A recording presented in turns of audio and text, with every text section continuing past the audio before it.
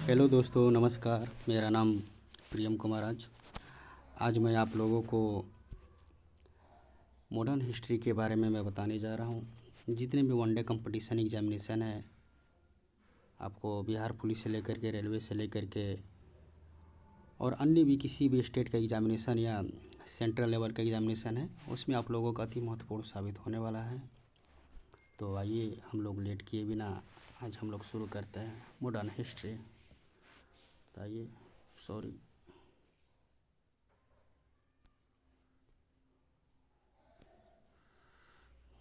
Modern history हम शुरू करते हैं।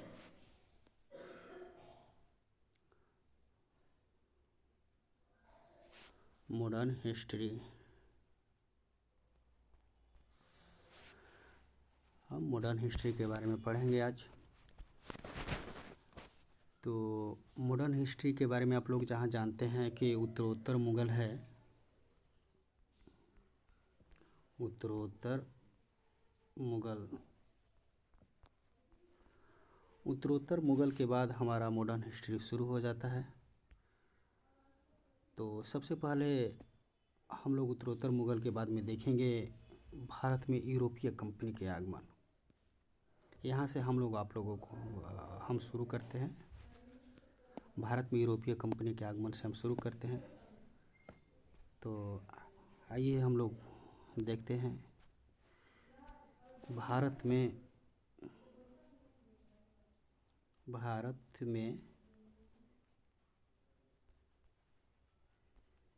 यूरोपीय कंपनी का आगमन।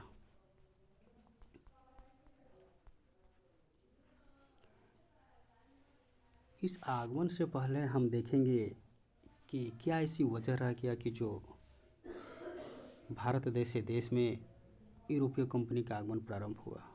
इसके पीछे की जो कुछ घटनाएं हैं, तो आइए हम पहले उस पर विचार विमर्श करते हैं, तब आप लोगों को पढ़ने में मज़ा आएगा।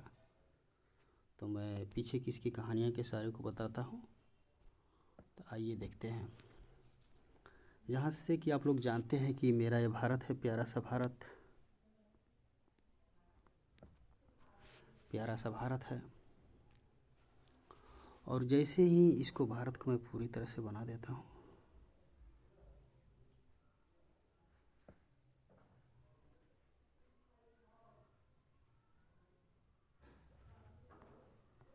ये मेरा भारत है। तो भारत के यहाँ पर देखते हैं तो एक पाकिस्तान जगह मिलता है। पाकिस्तान के जस्ट बगल में अफ़गानिस्तान पड़ता है। अफ़गानिस्तान के बाद एक देश पड़ता है ईरान, और ईरान के बाद एक देश पड़ता है जिसका नाम है इराक। इराक के बाद एक टर्की देश आता है, और टर्की के बाद यूरोप महाद्वीप शुरू हो जाता है। यहाँ पर एक जल संधि आता है, उसके बाद यूरोप महादेश यहाँ पर शुरू हो जाता है। तो भारत में कंपनियों का आने का क्रम यहाँ से यूरोप महाद्वीप से भारत में कंपनियाँ आती है। तो क्या वजह रहा है आने का, तो इसके बारे में हम समझते हैं। ब्लैक बोर्ड छोटा होने की वजह से बार बार हमें चेंज करना पड़ रहा है, सॉरी आप लोगों को डिस्टर्बेंस के लिए। तो आइए हम देखते हैं। जिस तरीक़ा से मैं आप लोगों को बताना चाहूँगा, थोड़ा कंसंट्रेशन बना करके देखिएगा। मैप अच्छे से मैं नहीं बना पा रहा हूँ आप लोगों को। पहले क्या हुआ करता था, पहले भारत में 1453 तक, एक डेट मैं आपको याद करवा रहा हूँ, 1453 ईस्वी तक, या इसे एडी भी बोलते हैं, इसे एडी भी हम बोलते हैं। तो यूरोप और भारत, यूरोप वर्सेस भारत के बीच में व्यापार उससे पहले तक भी होता था। प्राचीन समय से भी, ऐसा नहीं कि बात आप बोल सकते हैं कि जब यूरोपीय कंपनी का आगमन हुआ तभी से व्यापार शुरू हुआ। उससे पहले भी व्यापार हुआ करता था। लेकिन जो कि अभी मैंने बताया कि यहाँ पर India, Pakistan, Afghanistan, Iran, Iraq, Turkey, उसके बाद यहाँ से पार करते हुए आप लोगों को जाया जाता था भूमध्य सागर। यहाँ पर भूमध्य सागर के बाद यहाँ पर यूरोप का कंट्री जाता था। तो पहले स्थलीय मार्गों से होकर के व्यापार किया जाता था। तो 1453 में एक ऐसा घटना हुआ, इसको थोड़ा मैं बैक कर देता हूँ।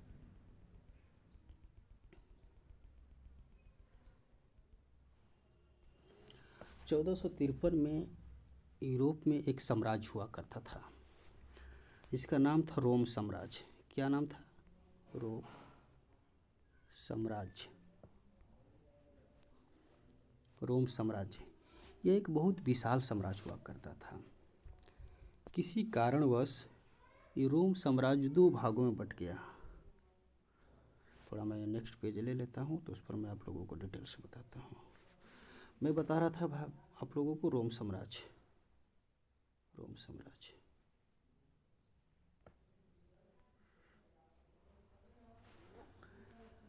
1453 तक तो सही रहा, लेकिन 1453 में ही ये रोम साम्राज्य दो भागों में बट जाता है। एक का नाम पूर्वी रोम साम्राज्य, एक का नाम पूर्वी रोम साम्राज्य, पूर्वी रोम साम्राज्य, एक का नाम पश्चिमी रोम साम्राज्य। को थोड़ा मैं क्लीन कर लेता हूँ। एक का है पश्चिमी रोम साम्राज्य।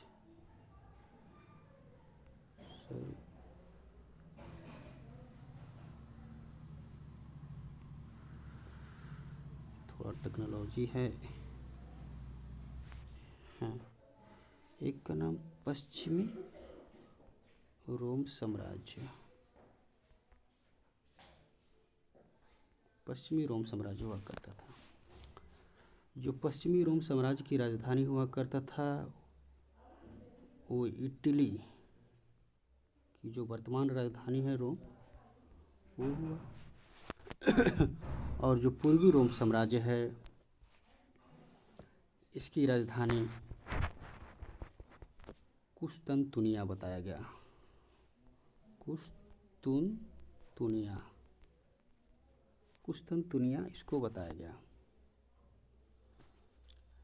इसको ज़्यादातर लोग तुर्की के लोग अपनी सुविधा के अनुसार से कुस्तुनतुनिया बताया गया, लेकिन पूर्वी साम्राज्य का जो कि राजधानी कंस्टेंटिनोपल था,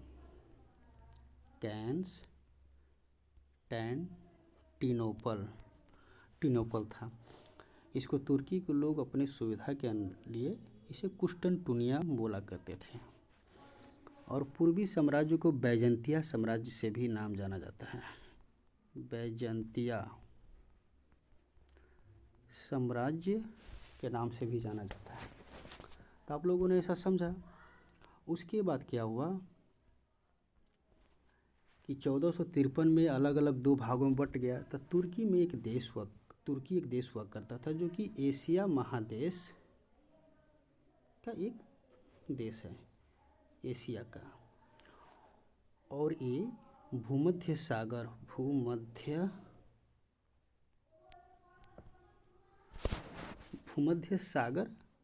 से सटा हुआ है,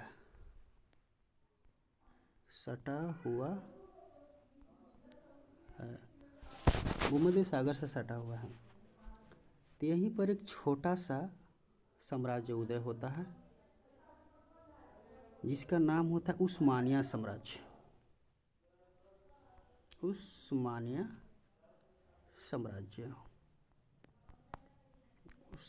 साम्राज्य आप लोग ध्यान दीजिएगा। उस्मानिया साम्राज्य ये बहुत छोटा सा था, धीरे धीरे अपने साम्राज्य को विस्तार करता गया। एक बड़ा साम्राज्य हो गया। और क्या हुआ कि ये जो है, जो कि पहले रोम साम्राज्य हुआ करती थी, अभी मैंने आप लोगों को पीछे वाला लेक्चर में अभी पीछे में बताया कि जो रोम साम्राज्य हुआ करता था उसके दो भाग हो गया था 1453 में। तो जो कि पूर्वी रोम साम्राज्य मैंने बताया कि जिसे बैजंतिया बोला जाता है, उसका राजधानी कॉन्स्टेंटिनोपल या तुर्की के लोग या अरब निवासियों के लोग उसे अपनी सुविधा के लिए कुस्तुनतुनिया बोला करते थे। तो एक बार ये पूर्वी रोम साम्राज्य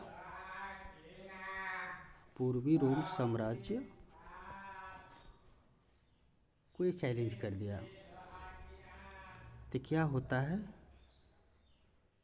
चैलेंज कर दिया तो यहाँ पर लिखता है पूर्वी रोम साम्राज्य वर्सेस उस्मानिया साम्राज्य के बीच में लड़ाइयाँ होती है। तो जो कि उस्मानिया साम्राज्य पूर्वी रोम साम्राज्य को पूरी तरह से पराजित कर दिया और ये जीत गया। तो जीत गया तो आप लोग मैप बनाकर वहाँ पर देखिएगा कि इंडिया मैंने बताया था अभी just, Pakistan, Afghanistan, Iran, Iraq, Turkey के बाद मैंने बताया कि यहाँ पर भूमध्य सागर होता है। उसके बाद यूरोप कॉन्टिनेंट यहाँ पर शुरू हो जाता है। तो पहले यहाँ पर स्थलीय मार्गों से जो व्यापार भारत और यूरोप के साथ होता था, तो जो कि भूमध्य सागर के यहाँ पर जो है, यहाँ पर टर्की पड़ता है, तो ये उस्मानिया साम्राज्य का आधिपत्य हो गया। पहले इसका था पूर्वी रोम साम्राज्य का था, क्योंकि साम्राज्य विशाल था। तो आप लोग जहाँ तक जानते हैं कि जो थोड़ा दबंग लोग होते हैं उनका वर्चस्व ज़्यादा अगल बगल रहता है, इनका था। तो अब तो पूरी तरह से समाप्त हो चुका। तो इस पर उस्मानिया साम्राज्य का अधिकार हो गया। तो पहले स्थलीय मार्ग से व्यापार तो हुआ करता था। तो आइए हम थोड़ा उसके बारे में देखते हैं। स्थलीय के साथ व्यापार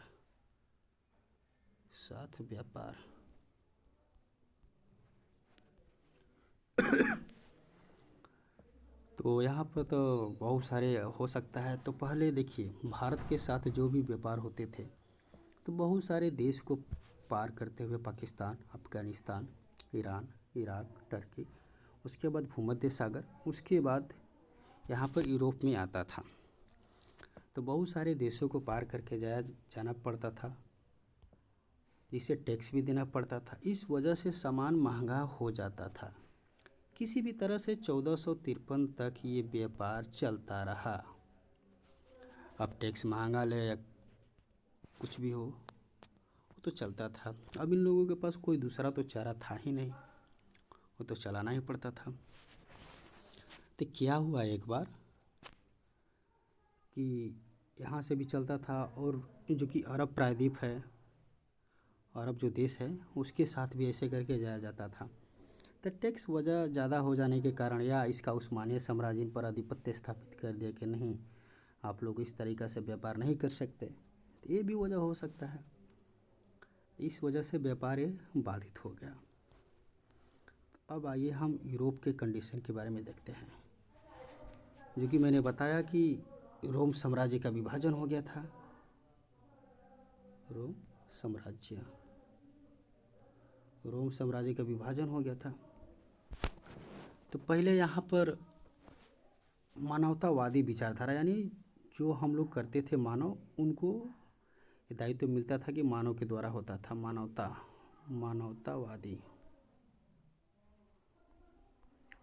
मानवतावादी विचारधारा।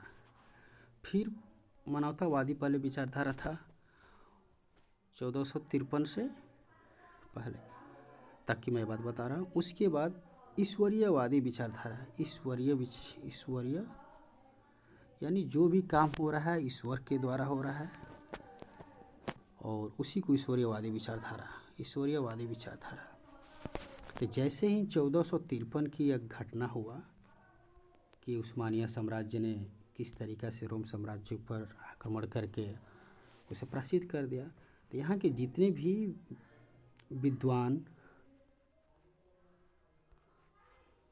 विद्वान या बुद्धिजीवी, जिसे बोल सकते हैं बुद्धिजीवी लोग थे,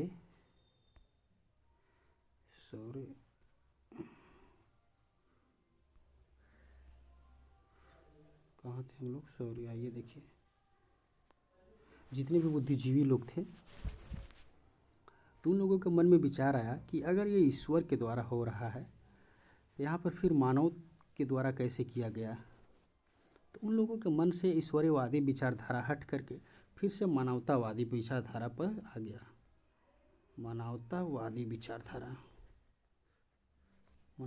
विचारधारा पर आ गया। उसके बाद इन लोगों, जहाँ पर जितने भी विद्वान लोग थे, बुद्धिजीवी वो लोग थे, ये लोग यहाँ से भाग करके इटली एक पड़ता है, इटली में जाकर के शरण रहे हैं। इटली देश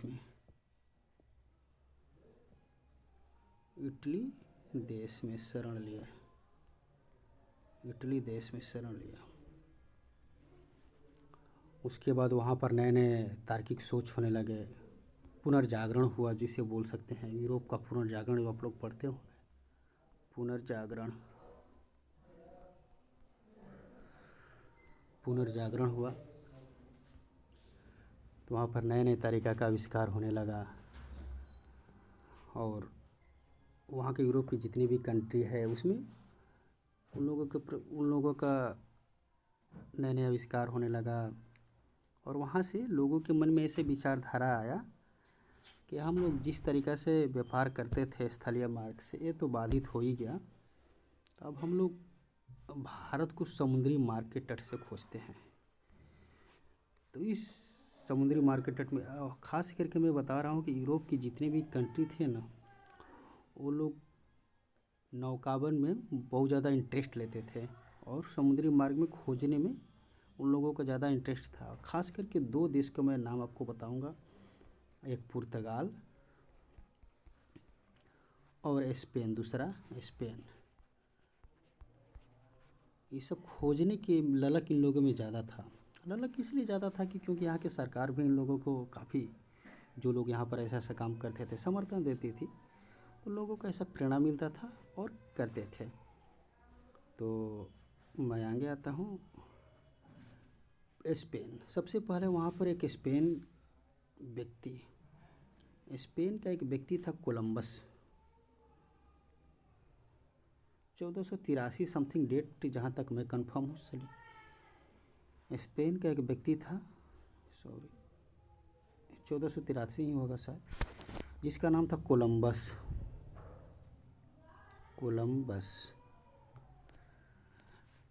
कोलंबस निकला भारत की खोज में, लेकिन दिशा सूचक की जानकारी, दिशा सूचक मतलब जिसे आप लोग लोकेशन आजकल वर्तमान समय में बोलते हैं, इसको क्या लिख रहा हूँ, सॉरी,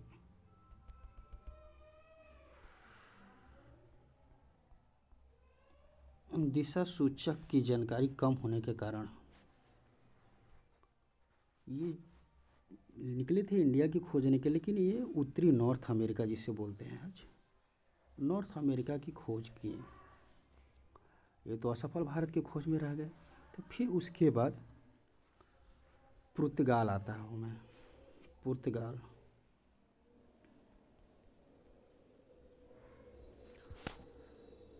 का जो कोई वहाँ का जो कि राजा बोल सकते हैं, व्यक्ति था जिसका नाम था आपको मैं बता रहा हूँ, जिसका नाम था प्रिंस हेनरी। वहाँ के राजा थे। वहाँ के लोगों को ऐसे काम करने के लिए काफ़ी प्रोत्साहित भी करते थे। तो वहाँ के चार्ज थे। इन्हें द नेविगेटर भी कहा जाता है। द नेविगेटर इसलिए कहा जाता है, आपको आगे पढ़ाऊँगा तब पता चल जाएगा कि द नेविगेटर ही हम इन्हें क्यों बोलते हैं। तो सबसे पहले एक व्यक्ति को, पुर्तगाल से एक व्यक्ति आते हैं जिसका नाम था कार्नेसिस डे हस्तमान।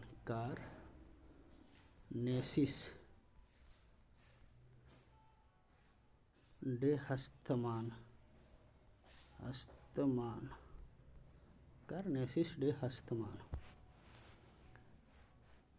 जो कि ये खोज करने के लिए आते हैं। और जो अफ्रीका कॉन्टिनेंट आप लोग जहाँ तक जानते हैं, अफ्रीका कॉन्टिनेंट हो गया। उसके बाद यहाँ पर हमारा प्यारा सा भारत, तो यूरोप से यहाँ से आते हैं। तो अफ्रीका कॉन्टिनेंट के ये समुद्री मार्ग होते हुए, मैं थोड़ा कलर चेंज कर लेता हूँ,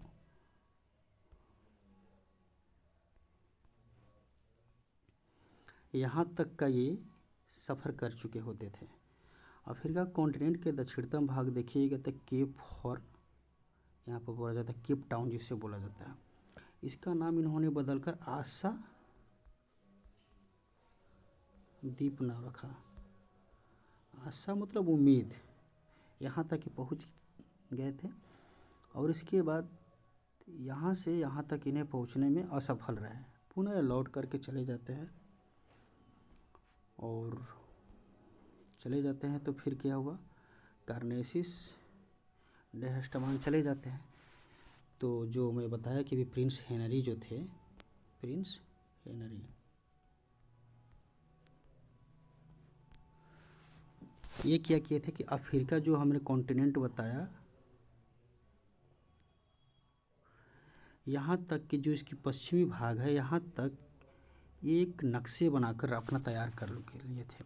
बहुत सारे नौकाओं को भेजने के क्रम में यहाँ तक कि इन्हें नक्शे बनाकर तैयार कर लिए थे। तो उसके बाद पुर्तगाल से एक व्यक्ति को भेजा जाता है जिसका नाम रहता है आपको वास्को डी गामा। आप लोग काफ़ी परिचित भी उसके नाम से होंगे, जो कि वास्को डी गामा भारत में आते हैं। वास्को डी गामा,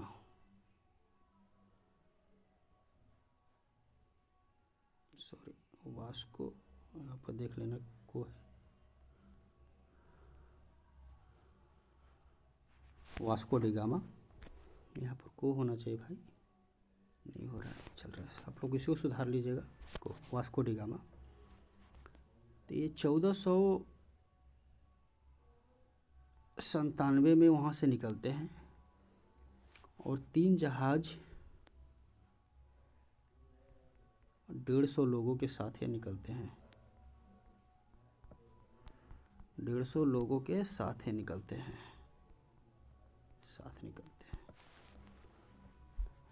ये आते हैं। लगभग 9 मंथ लगा था इन्हें आने में। और भारत के लिए प्रस्थान होते हैं। ये अफ्रीका कॉन्टिनेंट को पार करते हुए यहाँ तक आ गए थे। अब इन्हें ऐसा बोला गया था कि आप हिंद महासागर को पार करके आप भारत की तरफ पहुँचिए। इन्हें भी आगे की जानकारी नहीं थी। तो आप लोग देखें, बहुत सौभाग्य की बात हुआ, जहाँ तक आप बोल सकते हैं कि ये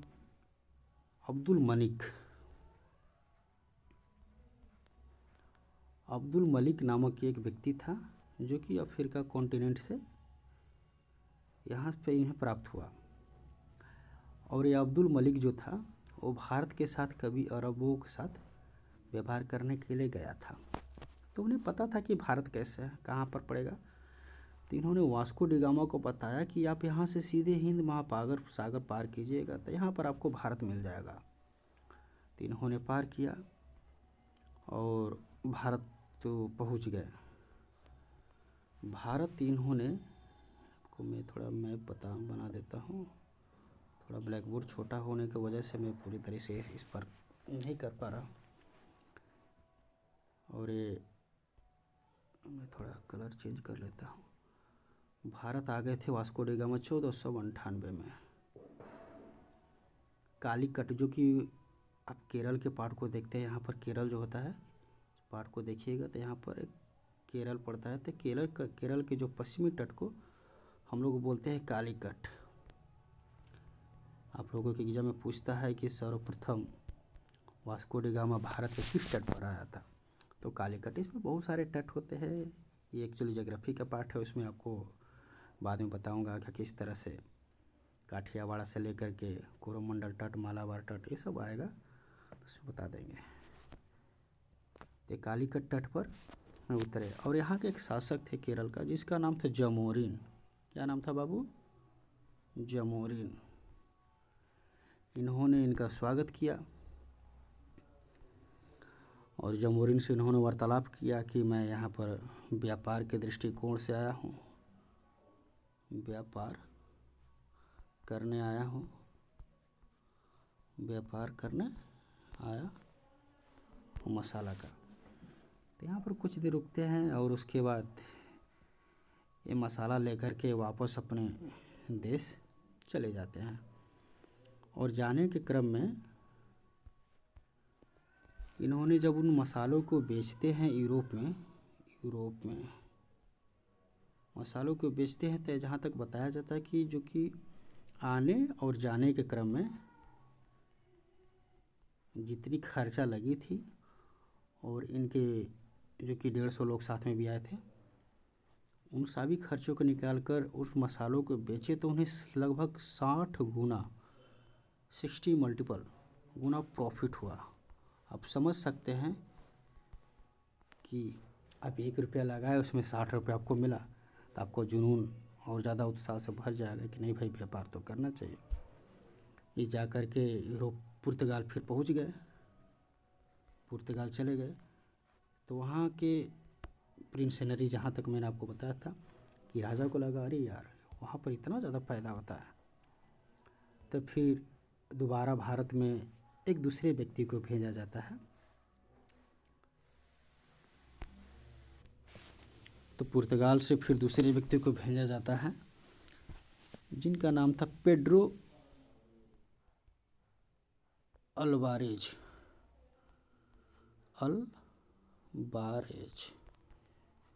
जो कि ये 1500 ईस्वी में भारत के लिए रवाना होंगे। काफ़ी वीडियो लंबा हो जाएगा, तो नेक्स्ट वीडियो में आप लोगों को इसके बारे में नेक्स्ट आगे क्लास में बताऊंगा। Thank you for you.